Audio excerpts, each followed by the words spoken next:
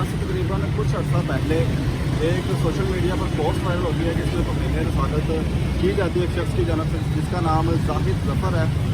उसके खिलाफ डॉक्टर अल्लामा अशरफ हाफिज़ गिलानी साहब वाहिद सड़कों पर निकल आए हैं। इनके निकलने की वजह क्या है, इनसे जानते हैं। अस्सलाम वालेकुम। वालेकुम सलाम व रहमतुल्लाह।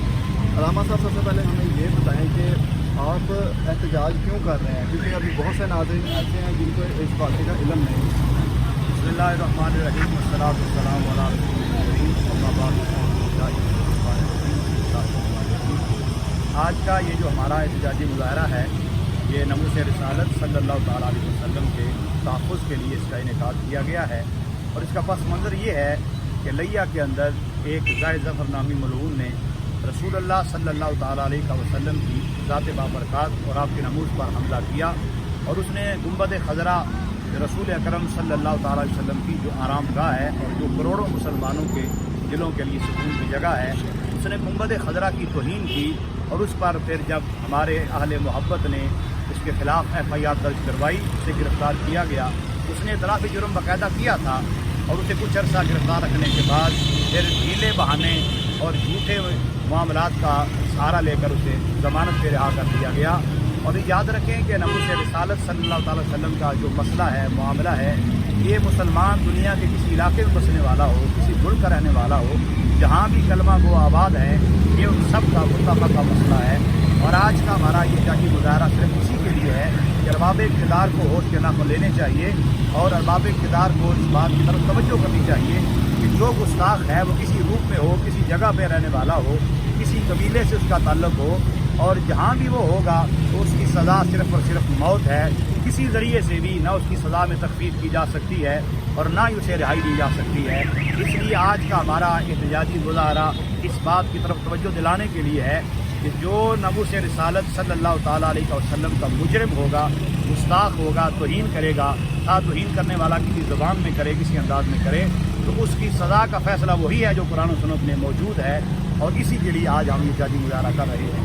अच्छा, जब तौहीन रिसालत की गई तो उसके खिलाफ जो अपील दायर की वो आपके नुमाइंदगान की तरफ से हुई या किसी और ने दायर की? जी बिहम्दिल्लाह ताला वो हमारे दोस्त तरीक़े सिरात मुस्तकीम पाकिस्तान ज़िला लिया के अहबाब थे, जिनमें डॉक्टर उमर हफीज़ साहब और दीगर अहबाब थे, जिन्होंने ये सारा मामला जो है वो केस के एतबार से दायर किया।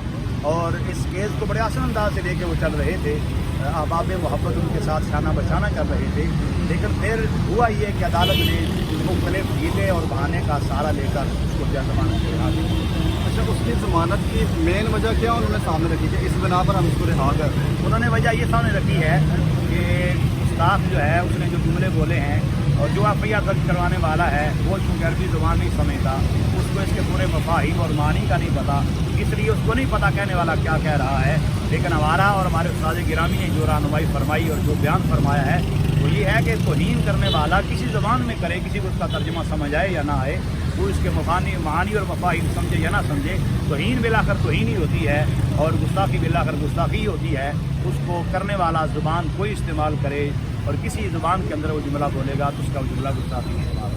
अच्छा, अब उसको छोड़ दिया गया है, तो जिन नुमाइंदगान की जानब से अपील दायर की गई थी तो अब उनका लाहे अमल क्या होगा? वो केस की पैरवी कर रहे हैं, उसके खिलाफ वो कोर्ट में अपील दायर कर रहे हैं जो उसकी ज़मानत पर उसको रिहा किया गया। और इसीलिए हम उनके साथ इज़हार यकजहती के लिए आज इस मुज़ाहरा को कर रहे हैं ताकि इस केस को अच्छे अंदाज के अंदर आगे चलाया जाए और जो उसकी करार बाकी सज़ा बनती है उससे दी जाए। अच्छा, इससे पहले भी हमने देखा है कि आसिया मलूना का केस था, उसको भी बाइज़्ज़त तरीके से यहाँ पर और बड़े खुफिया तरीके से बाहर भेजा गया, जिस पर आशिकान रसूल के दिल छलनी हुए थे।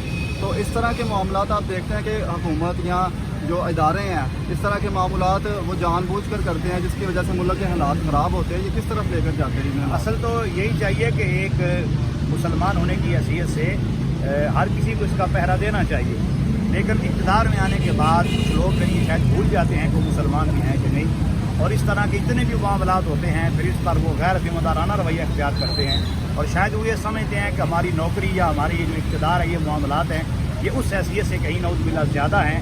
हालांकि ये सारी चीज़ें फ़ानी हैं, आज हैं कल नहीं है, कल किसी के पास नहीं, आज किसी और के पास हैं।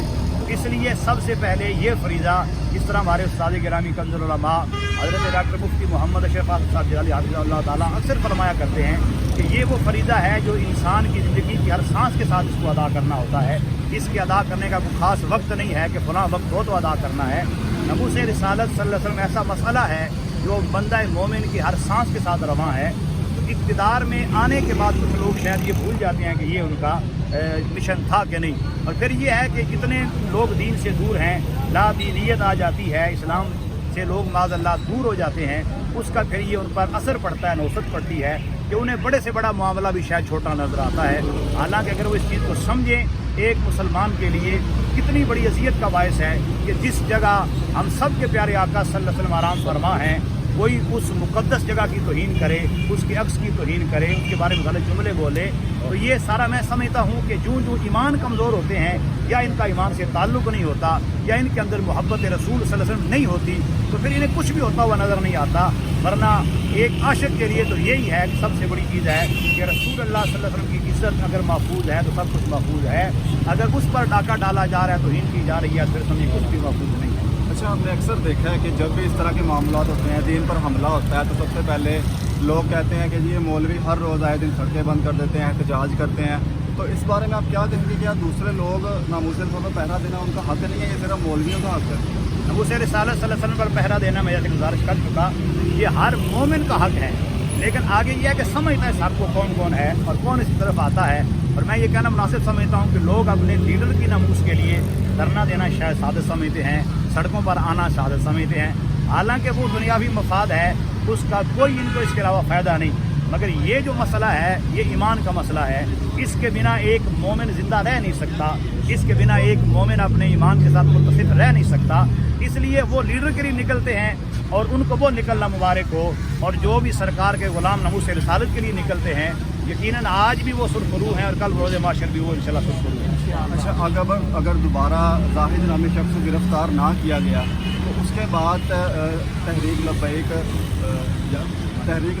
تحریک لبیک یا رسول اللہ کا اگلا لاہ عمل کیا ہوگا؟ انشاءاللہ پہلے تو ہم امید کرتے ہیں اور ارباب اقتدار کو متوجہ کر رہے ہیں، اگر وہ اس طرف نہیں آتے تو پھر جو بھی ہمارے قائد محترم، ہمارے استاد گرامی کنز العلماء حضرت ڈاکٹر مفتی محمد اشرف صاحب جلالی حافظ اللہ تعالیٰ جو بھی رہنمائی عطا فرماتے ہیں، جو بھی حکم عطا فرماتے ہیں، کیونکہ آج کا یہ احتجاج بھی آپ کی سرپرستی اور قیادت کے اندر ہی ہو رہا ہے، تو جو بھی آپ اگلے لائے عمل کا اعلان فرمائیں گے اور آپ کے جو ہے وہ ہزاروں لاکھوں کارکن اس پر عمل کے لیے پورے ملک کے اندر جو ہے وہ تیار ہیں اور تیار رہیں گے، جو قبلہ حکم فرمائیں گے اسی کے مطابق انشاءاللہ آگے جب کیا جائے۔ اچھا، ان معاملات میں آپ کیا سمجھتے ہیں کہ اتحاد اہل سنت کتنا ضروری ہے؟ اتحاد اہل سنت بہت ضروری ہے، لیکن اگر اس کو صحیح اصولوں کے مطابق کیا جائے، یاد رکھیں اتحاد سے پہلے اپنے عقیدے پر قائم رہنا نہایت ضروری ہے، اور صلح کلیت کے جراثیم سے بچنا بہت ضروری ہے، اور فکر اعلیٰ حضرت عظیم البرکت امام شاہ احمد رضا خان فاضل بریلوی رحمۃ اللہ علیہ، اس کے ساتھ قائم رہنا انتہائی جو ہے وہ ضروری ہے۔ تو اتحاد اس صورت میں ہو سکتا اور برقرار رہ سکتا ہے جب اس کو صحیح اصولوں کے مطابق کیا جائے۔ اگر اکابرین اہل سنت کے افکار اور ان کے نظریات کو چھوڑ کر کوئی اتحاد کا سوچے تو ایسا اتحاد نہ ہو سکتا ہے، نہ رہ سکتا ہے۔ اس اتحاد کے کرنے کے لیے، ہونے کے لیے، رہنے کے لیے، اس کی بقا کے لیے سب سے بڑا ضروری ہے کہ ایک مرکز اور محور پر اکٹھے سارے ہو جائیں، جس کو عقیدہ اہل سنت کے نام سے تعبیر کیا جاتا ہے، اور پھر اس پر جو تشریحات ہیں اکابرین اہل سنت کی، اس پر من و عن جو موجود رہے گا، اسی کے ساتھ اتحاد ہو بھی سکتا ہے اور اسی کے ساتھ اتحاد رہ بھی سکتا ہے۔ کیا مستقبل قریب میں تحریک لبیک یا رسول اللہ کسی سے اتحاد کرنے کا ارادہ رکھتی ہے، یا پیچھے بھی معاملات چل رہے ہوں؟ ہمارا ہر اس سنی کے ساتھ الحمدللہ تعالیٰ اتحاد ہے اور تھا اور رہے گا انشاءاللہ، جو صحیح معنوں کے اندر عقیدہ اہل سنت و جماعت کے کاربند ہے اور اکابرین کی تشریحات کا پیروکار ہے۔ جو رتی بار بھی ادھر ادھر ہوتا ہے، ہمارا اس کے ساتھ نہ تھا نہ ہے نہ ہو سکتا ہے۔ ہر سچے سنی کو ہم اپنے سر کا تاج اور ماتھے کا جھومر سمجھتے ہیں، اور یہی ہمارا جو ہے وہ مشن ہے، اسی کے ساتھ ہی ہم کاربند ہیں۔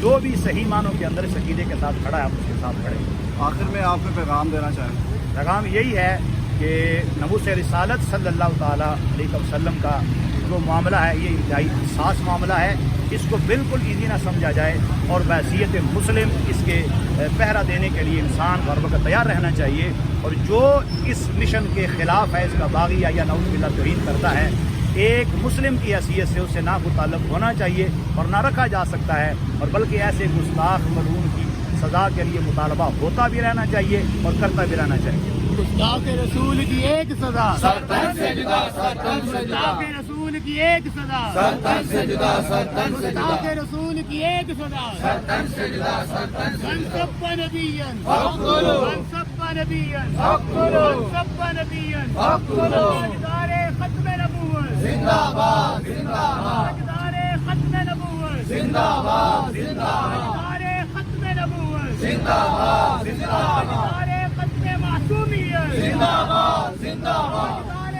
ختم معصومیت، زندہ باد، زندہ باد، تاجدار ختم معصومیت، زندہ باد، زندہ باد۔ لبیک لبیک یا رسول اللہ، لبیک لبیک لبیک یا رسول اللہ، لبیک لبیک لبیک یا رسول اللہ، لبیک لبیک لبیک یا رسول اللہ۔